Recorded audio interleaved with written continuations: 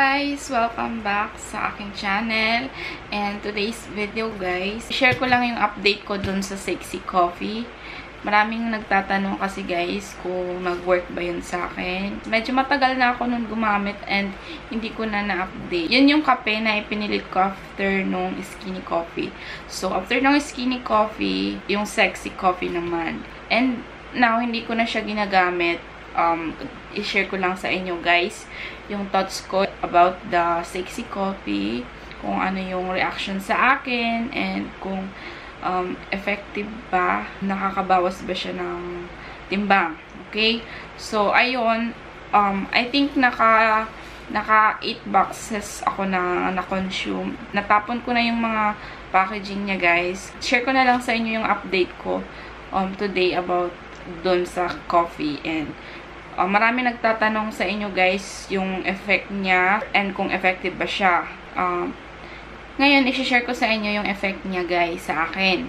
Before, nung nagtitake ako noon, iniinom ko siya breakfast, iinom muna ako ng water, then next na yung coffee, yung Sexy Coffee na. And hindi ko siya sinasamahan ng bread. And, yun, yung coffee lang talaga. And, meron talaga siya yung feeling na kapag uminom ka ng coffee before ka kakain, 30 minutes before ka kakain, meron ka talaga siyang feeling na busog ka. So, yung makakain mo konti lang. Ayun, yung kinakain ko, hindi kasi balanced diet. Pero ako, kumakain ako konti lang, as in, konti lang. And, ayun, hindi ako lumalampas sa 1 cup rice. Pasensya na kayo, hindi ako nag-kilo nun. So, hindi ko alam kung may nabawas sa akin. But, yung effect lang niya, ma-share ko sa inyo. Matagal ka gutumin. And then, hindi ka napapakain ng marami. Ganon, yung effect niya sa akin. And, masarap siya. So, nagustuhan ko din siya kasi masarap siya. For me, mas masarap yung lasa niya dun sa Skinny Coffee. Mas strong siya ng konti dun sa Sexy Coffee. Kaya, mas prefer ko yung Sexy Coffee kasi hindi siya masyadong matapang and masarap. Pareho naman sila masarap, pero mas bet ko pa rin yung Sexy Coffee, okay? Na-maintain niya lang na hindi ako kumain ng kumain. Ganun. Ganun yung effect niya sa akin. Yung feeling ko guys, hindi ako nag-gain weight dahil nga yung kain ko, konti lang. So, yung feeling na you're feeling full, madali kang mabusog. As in mga 6 to 8 spoonful na kanin and ulam, okay na. If you want to control your food intake, yung tama lang, hindi ka masyadong mapapakain, I suggest pwede niyo siyang itry. I don't know kung okay siya sa yung mga acidic na tao. I'm not sure kung okay siya. Kasi ako hindi naman ako acidic eh. Mahilig nga ako sa coffee, as in 3 times a day ako nagko-coffee guys. Yun lang ang share ko sa inyo. Meron na pala tayong winner guys dun sa aking giveaway. Check nyo na lang dun sa video na yun, naka-comment yung mga nanalo. Okay? About naman guys, dito sa product na to, Dream Woman 7 Days Show Slimming Activated Hot Cream, Anti-Fat and Cellulite Factor. Okay, about naman dito guys, update ko kayo kung nag-work ba to sa akin. Ito, yes, masasabi ko nag-work siya sa mga cellulite. As in, nakakawala talaga siya ng mga cellulite kung regular mo lang talaga siya gagamitin.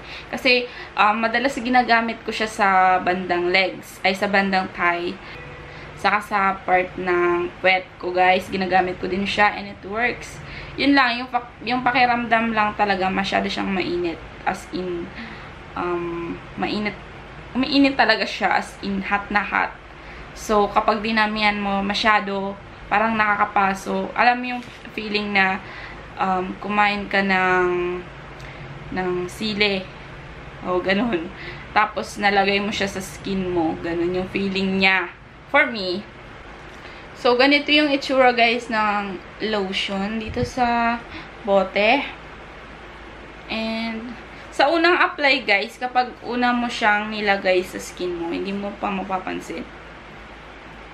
Yung amoy niya, parang alam niyo yung pang-massage na Alam niyo, I don't know kung alam niyo yung Ultra Pass, parang nakakawig siya dun. And mas madali guys kung ilalagay mo siya sa legs mo, as in makapal na makapal yung ilalagay mo, tapos lalagyan mo siya nung shrink na plastic, yung nagsishrink na, yung cling wrap, yun ba yung tawag doon? Yung plastic na yun, ipaikot mo sa belly part mo, kung doon mo siya ilalagay. Tapos, ayan, pagpapawisan ka talaga niyan, and wet na wet talaga siya. Tapos, sa legs, ganyan, balutin mo siya nung cling wrap, nag-work siya. Nakakawala talaga siya ng cellulite yun, nasubukan ko lang. Hindi ako nakapag-picture dahil kakaya naman pakita yung legs ko, guys. Pero, effective talaga siya, basta palagi nyo lang gagamitin. And, I think hindi naman, nagbabawas ako ng timbang, hindi naman dahil ito. Pero nakakatulong siya kung umiinom kayo ng pampapayat, nag-exercise kayo, malaking na itutulong niya. Saka mas mabilis matanggal yung cellulite mo kapag gumamit ka nito habang nag-exercise. So, very effective siya as anti-cellulite and pangpawala ng cellulite. But I'm not sure kung nakakapayat siya, guys. Okay? I don't know kung nakatulong tong video na to, pero sana. So, that's it.